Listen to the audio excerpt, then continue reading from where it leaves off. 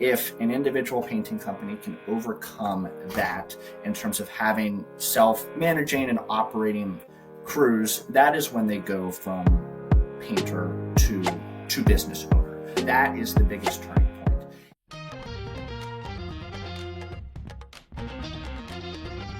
Welcome back to another episode of The Pursuit of Purpose. My name is Chris Kiefer, and today I am here with Benson Fechter, who is the CEO of Legacy Paint Holdings. And we are going to be talking today about holding companies and how this particular company, Legacy Paint Holdings, helps companies achieve sustainable growth and operational excellence. So I'm excited for this. This seems like a topic or a business strategy that I've seen pop up in a few different places.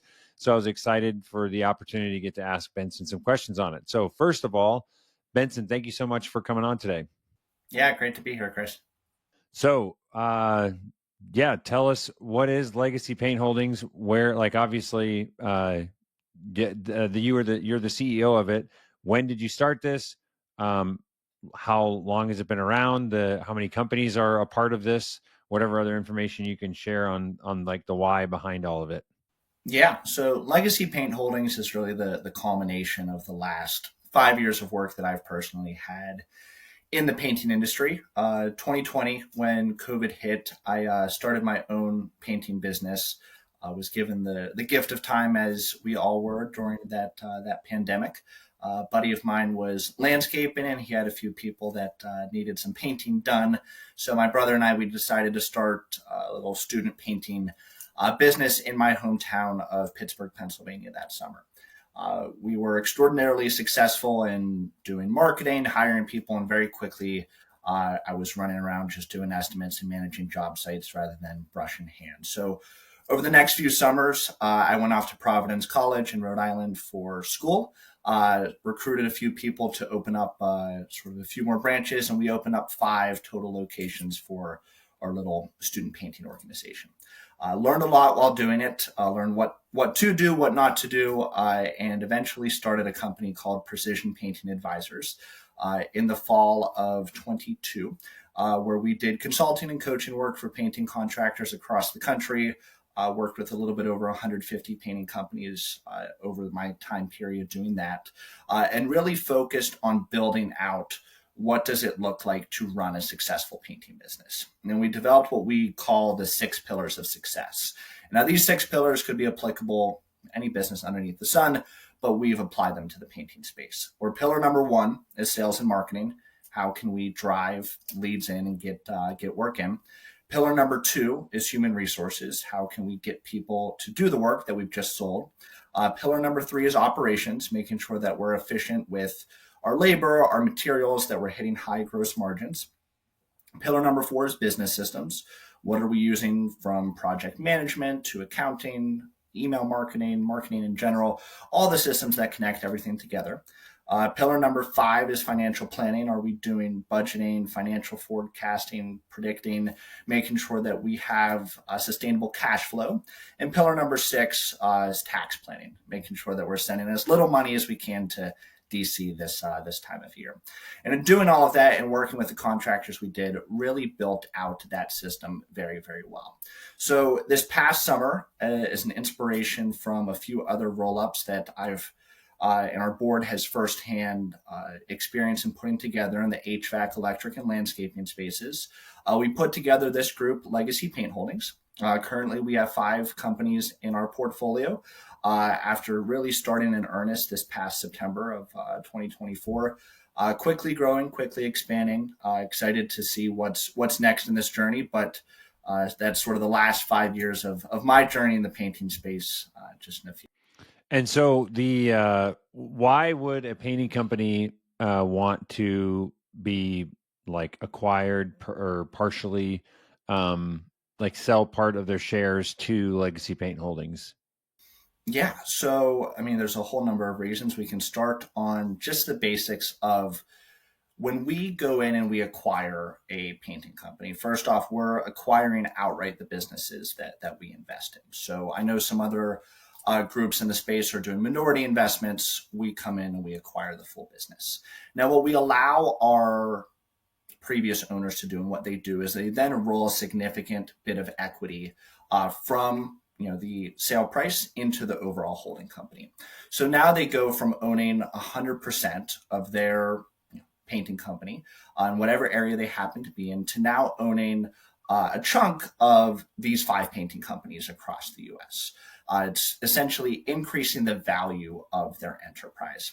And when we look at contractors, who typically, the way that all contractors make money is they go out, they sell a job, price it in materials, whatever they price it at, and then they essentially are arbitraging day labor. That's the contractor mindset. What we're looking to do is take that contractor mindset and turn it into a capitalist mindset of what can we do to capitalize on our cash flow versus simply arbitraging our day labor. So that's really reason number one. Reason number two is in this roll-up space, by being a part of a larger group, inherently the individual entity is going to become much, much more valuable.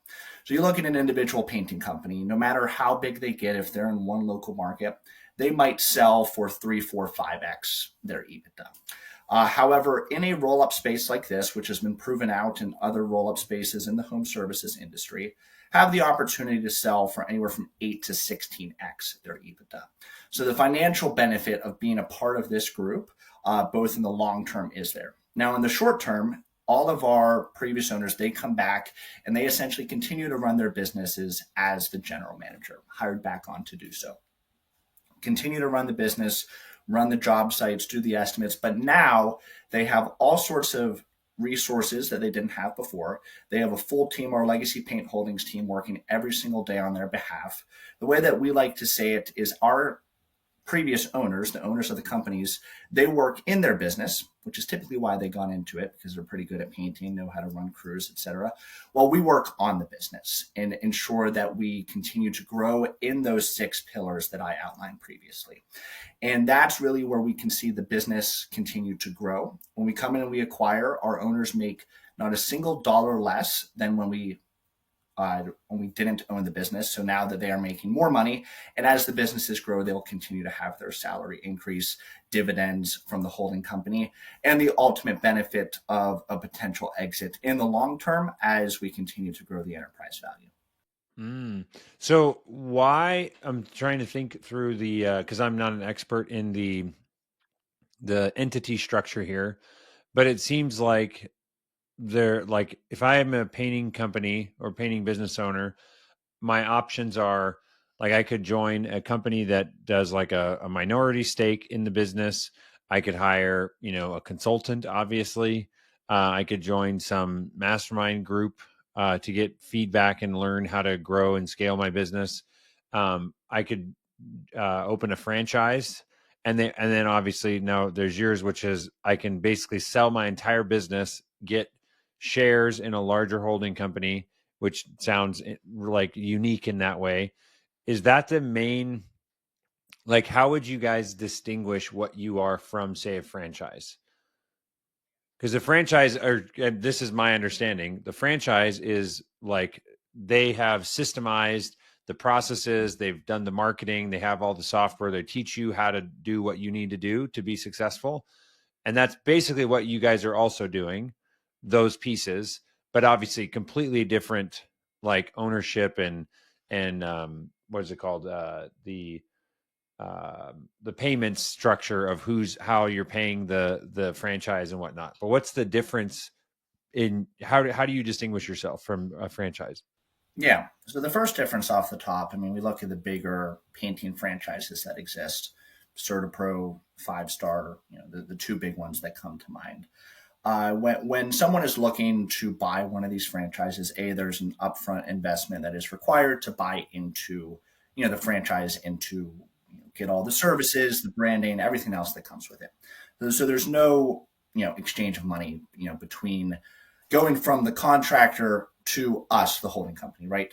The only exchange of money that is happening in terms of, getting our companies going and everything is we pour a ton of time, energy, resources, capital into our businesses that we acquire. And that is coming that way. And then eventually, once the businesses get going, sort of becomes a two-way street there. Now, beyond that, again, we look at CertaPro and Five Star and all the different branches that they have across the country. They all operate under the branding of CertaPro or Five Star, whereas all of our companies that we acquire, they retain and keep their local brand, image, name, likeness, all the rest, because we believe in the value of true, authentic local brands that have built up value over a period of time. So the companies that we acquire are valuable, local, authentic brands that we value extremely high, where we don't want to touch, redoing, their name. We can look at logo colors, things like that. But ultimately, the identity that they've built for themselves, they get to keep and retain and be able to build upon. Whereas CertaPro and Five Star, that option is not there. In terms of the services that are being offered and the exchange of services happening there, yeah, you could say it's similar to a franchise model in that sense. I would say we are significantly more hands-on with our owners on a day-to-day and week-to-week basis. Our team is in constant communication with every single one of our companies on the ground every single day, myself included. So having that hands-on approach and those services provided there without the royalty fees, without all those things that come with it, and largely without having to pay CertaPro or Five Star the big investment to get into the business, is the big thing. And then beyond that, when I buy into a CertaPro or a Five Star franchise, I'm spending the $100,000 or whatever CertaPro advertises it's going to be to buy into their franchise. I'm now locked in, to working with CertaPro for a period of time, selling that business. Again, if we look at what I explained with the EBITDA difference between an individual painting company and being a part of a roll-up group, that long-term benefit just isn't there. So ultimately, the way that I see it is painting contractors really have one of two options if we encounter them. Now, we're looking for a very specific type of painting company, but for those companies that we do come across, they have the option to continue to operate as they've been operating, successful local businesses. They'll be able to make a nice living for themselves and be able to provide for themselves and their families. But the long-term big benefit just simply isn't there. Because in the roll-up space, all of our owners who roll equity into our group will have the ability to participate in multiple liquidity events. And that's the big thing. Have the ability to not only sell once, but 2, 3, 4 times, and to continue to capitalize on that cash flow and really go again from contractor to capitalist. What do you mean sell once or sell multiple times? How does that work? Yeah. So, for example, with other partners that exist in the industry, or if we were to do this, if I were to come in and I were to buy a painting business and I were to cut someone $1 million check, I now own 100% of the business in exchange for that $1 million, right? No equities being exchanged, just cash for the business. That $1 million is all that owner is going to see, right? Unless there's some other way that the deal is structured. But let's assume it's just the $1 million. Now, they never see anything else. They can continue to work in the business. They can continue to do whatever they want to do. But with us, when we come in and we acquire a company, and say, our company in Boston, for example, that we have Supreme Painters and Remodelers, we come in and we acquire their business. And rather than just exchanging cash, we also exchange equity. So equity in their business for equity in our business, as well as other things that are involved in that deal. So now that they have equity in the holding company, when the holding company in the future eventually does exit, they will get paid out for the shares that they have in that group. Now, with all of these exits that have occurred in the private equity space over the last half dozen years, it is all but a requirement that for current shareholders that they continue to roll equity into the next round of this. So if and when we eventually do sell to a private equity group, those shares that, again, that painting company in Boston has, they will have the ability to take whatever that purchase price is and roll additional equity into the next round, which will then go on, do the same thing, acquire more companies and sell later down the road. So we're taking $1 today, turning it into $5 tomorrow, and then in the future, turning that $5 into $20. That's the benefit of the multiple liquidity events, where it's not just a one-time check our owners are receiving. Mm. Is there also tax differences in? Yeah. If I get $1 million check this year, I'm getting taxed on what, 400 grand of that? Whereas in this situation, if I get shares, I could potentially only take 200,000 Nope. in cash now, and that I'm not getting taxed on that other 800,000 in shares that I got, correct? And that's how, I mean, you look at the news and the media when they talk about Elon Musk and other billionaires barely paying anything in tax. That's the exact structure that they have, where they're making most of their wealth and their money in their value of the shares that they have in their organizations increasing. So, yeah, if there's $1 million transaction and they roll $800,000 of that in equity, there's no tax implication on that until that is realized, right? So, that $800,000 can have the opportunity to, let's say, turn, if we 4x that, turn it into 3.2. Now you'll pay tax on that 3.2 when that value is realized, but you're not paying it in the short term. So there's that long-term tax benefit as well. Got it. So you answered the branding thing. I was wondering about that. Keep individual brands. Um, what's the what do you feel like the strongest aspect of the business? Like if you were saying the thing that you guys are best at, like you guys are good at a lot of stuff, but the thing that you guys are absolutely crushing compared to any other option, what would be the vertical that you're really good in, or business knowledge or process or whatever? Yeah, I would say in terms of what really differentiates us from any sort of potential partner company like this that does exist is the time and resources that we pour into our companies. Like I said, every single person on our team has touch points with all five of our companies on the ground multiple times throughout the day. When we come in and we integrate our companies, by far and away, the most important thing that we do is we get every single person in the organization bought into the overall picture.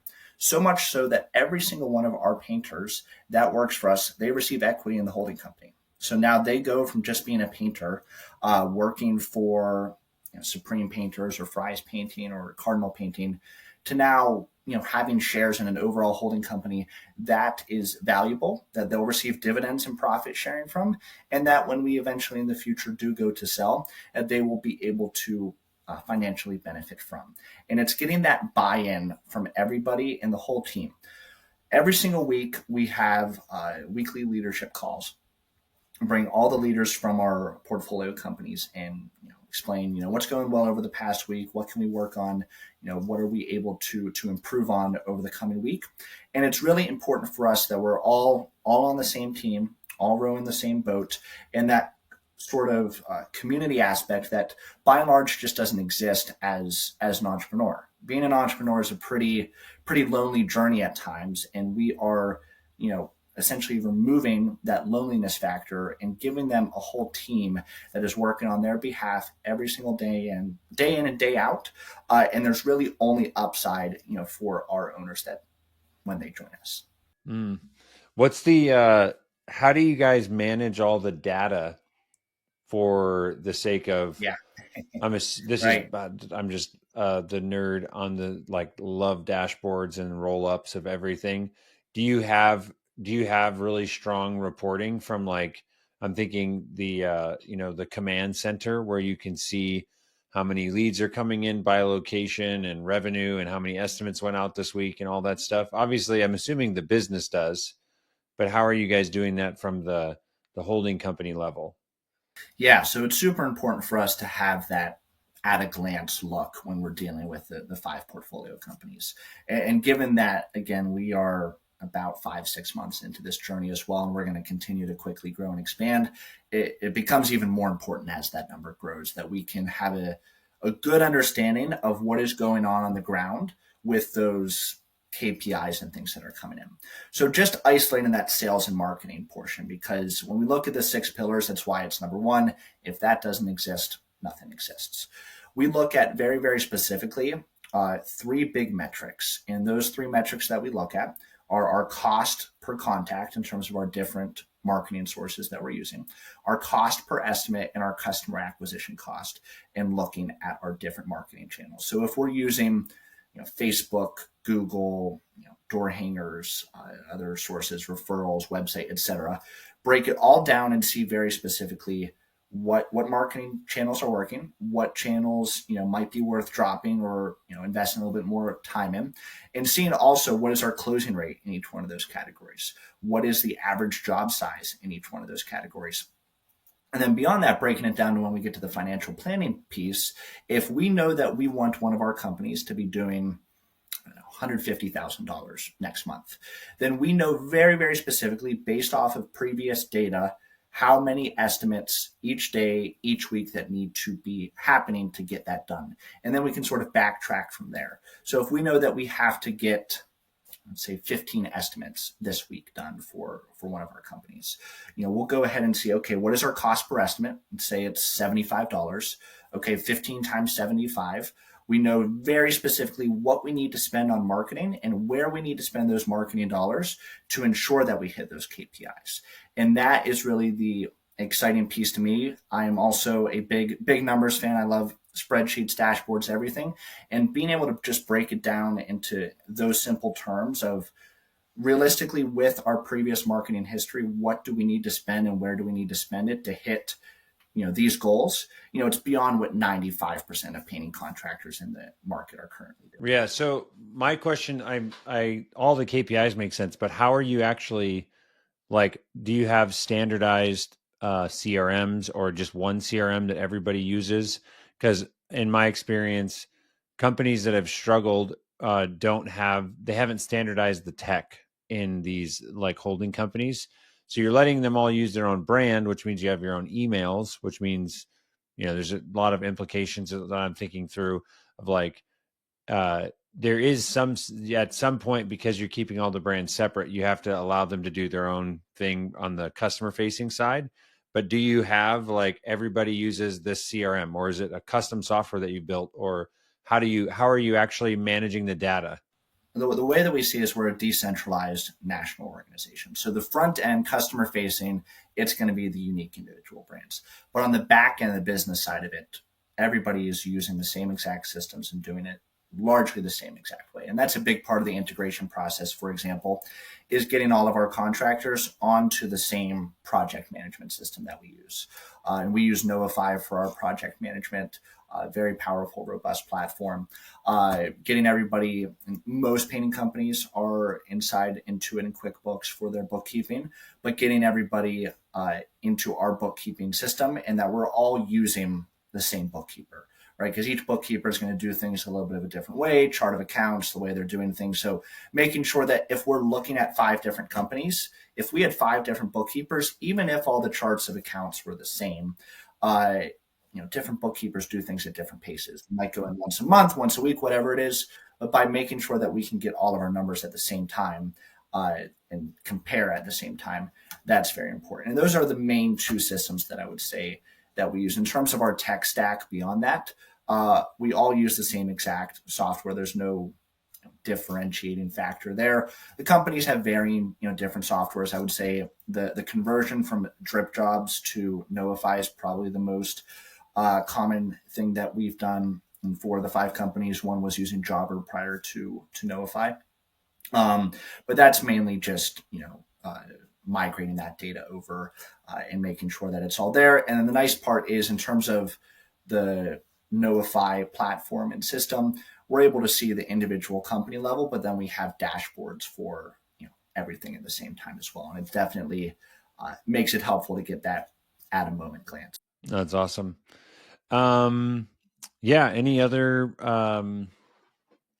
what else is like, I'm sure I always ask when people come on, there's generally a few topics that are like things that are either very relevant. Maybe you had discussions recently that are top of mind, maybe something you wanted to share with everyone listening, but what other, we've got probably 5 more minutes before I head into my wrap up questions. What are the things you want to share? Yeah. So, and this is good timing because it's within the last day or so here. The painting contractors, the big group that is on Facebook, the one that Trip Jobs puts on, that is the 250,000 members in it. I put a post in there yesterday, essentially explaining what the difference is between a painter and a business owner, right? And the different things that would qualify you as a painter and the different things that would qualify you as a business owner. And ultimately, it's as simple as, can the business run without you present? And that's sort of the biggest test that tells if you're a painter or if you're a business owner. And I thought it was a relatively straightforward post. At the end of it, I asked the question, if you have made that transition from a painter to a business owner, what was the biggest, turning point for you, or what was the biggest reason why you were able to do that? And then conversely, I asked, if you're working towards that, if you're working from going from painter to business owner, what is the biggest thing that you are struggling with right now? And it was very, very interesting seeing the replies to this thread. There's something over 100 plus comments in that specific thread right now. And the biggest thing that I found, which was very interesting to me, is a lot of companies and a lot of guys, typically solo painters, sort of comfortable being in the position that they're in right now. And whether they're comfortable because they don't know what to do next, or they just want to be the guy that goes around and paints for people and just has a simple life, I'm not sure. It's probably a mix of the two. But a lot of feedback that was, it's impossible to find help. I have used help in the past, but they've been drunks and convicts and criminals, and they steal from me and they take side jobs and everything else. And it definitely seemed as if the common refrain there was essentially almost I don't know what to do, and specifically regarding the help and getting labor, the HR side of it, to get jobs done. And I thought that was a very interesting piece to see where that is the biggest turning point. If an individual painting company can overcome that in terms of having self-managing and operating crews, that is when they go from painter to business owner. And for the people that were in that business owner category, there was still a lot of, hey, this is difficult. It's not easy. But when you push through and you get to the other side of it, that's where the real money is made in this space. And just thought I would bring that up as a point of conversation, and really understanding that investing in your own leadership and managing abilities is what I think is truly going to be able to unlock those next steps for a lot of guys who want to get to that next level, but just might not know how to get there yet. I love this. Yeah, that's. I think there's so much. It's just a next level of a game that you're playing with the finance side and strategy. And yeah, I really like the idea of just trying to leverage the cash flow that a contracting business generates, and use that more effectively. Well, one other point that I did want to bring up before we get into those wrap-up questions is, when we look at the painting industry as a whole, annually it's about a $40 billion industry. There are about 250,000 painting contractors in the space that are registered. There's probably more than that, but that's sort of the number that gets thrown out there a lot. You do the math on that, you do 40 billion, you divide the 250,000 contractors. The average contractor is coming out and doing about $150,000 a year. It means 50% are doing less than that, 50% are doing more. But we exist in a space, in an industry that is relatively unprofessionalized. And that's not a knock on any of the guys that are in the space. They're some of the hardest working people that you will ever encounter. But bringing professional systems and professional management to the space, it is what is going to allow us at Legacy Paint Holdings to really allow our portfolio companies to take off.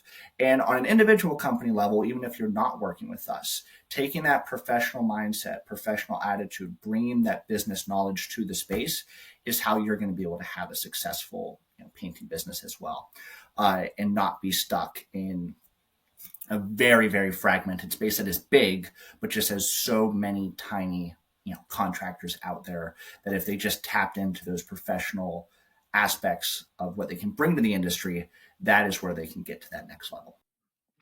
That's awesome. 3 book recommendations. 3 book recommendations. Well, I am an avid reader, so I'll start with the book that I am currently reading. It's Beyond Order by Dr. Jordan B. Peterson. If you read his 12 Rules of Life, it's sort of the extension of that book. And Dr. Peterson has always been an inspiration to me since he really came onto the public scene a handful of years ago. I've read his 12 Rules of Life, Maps of Meaning. Very avid listener of his podcast. But Beyond Order, the reason why I would certainly recommend that is it goes beyond, like the book says, beyond sort of the 12 Rules of Life is very sort of tangible, how to get out of chaos, where Beyond Order is how to manage and deal with chaos. And I think that is such a good point to have. And I was on chapter 2 here this afternoon, and the title of chapter 2 was Aim Your Life towards something, pick a goal, and work every single day like your life depends on accomplishing that goal. And that is just a perfect sentiment right there. Second book that I would recommend, if you are a fiction fan, I really like the book Lonesome Dove. Great sort of Western cowboy book. It's a bit of a longer novel. The reason I got into it is over the summer when the Ronald Reagan movie came out, I was looking into Ronald Reagan's background and everything. And this happened to be his favorite novel of all time. So I was like, well, I have to read it. And certainly fits the spirit of Ronald Reagan if you know anything about his Western endeavors. So I would definitely recommend that book as well. And then the third book that I would recommend, and really it's the volume as a whole, and I recently just finished reading it here this fall, is the full 3-volume set of the Gulag Archipelago. I think that, growing up and everything, really in America, we hear about the evils of Nazism quite extensively, but communism is not as much. And Solzhenitsyn's first-person perspective on that, and being able to come out on the other side of his experiences in the Gulag really is a powerful story. So a bit spread out there between Beyond Order, Lonesome Dove, and the Gulag Archipelago, but definitely books that I certainly would recommend reading. Fantastic. I've read some, or 12 Rules for Life for Jordan Peterson, but I haven't read the other two. So, or the Beyond Order either. And movie suggestion.